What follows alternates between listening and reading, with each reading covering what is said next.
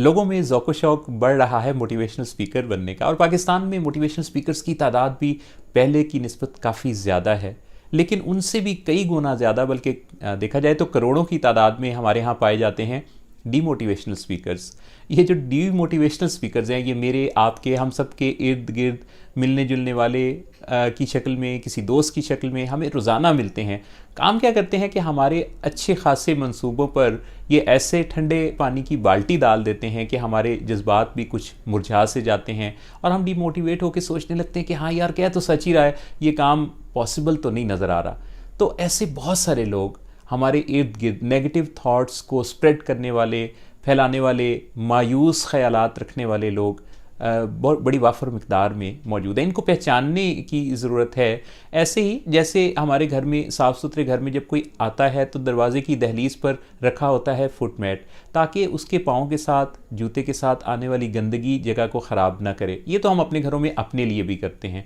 लेकिन अगर कोई अपने साथ बहुत सारा मैल कुचैल, गंद, गुबार और कुछ कूड़ा करकट भी साथ लेके कहीं हमारे ड्राइंग रूम में आ जाए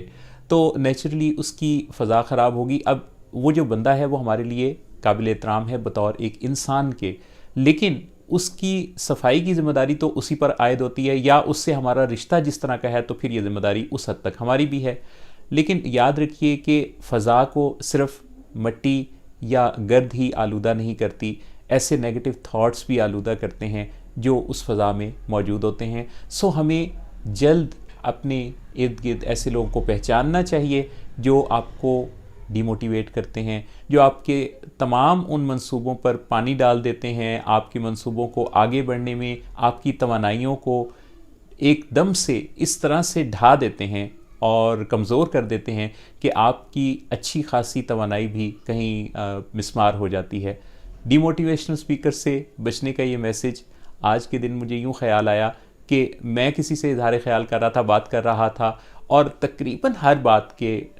आखिर पर वो मेरे उस ख़याल से मुतसादिम होके उस चीज़ के नामुमकिन होने पर रोशनी डाल रहे थे। सो मैंने तो उन्हें जल्द ही अस्सलाम वालेकुम कह दिया।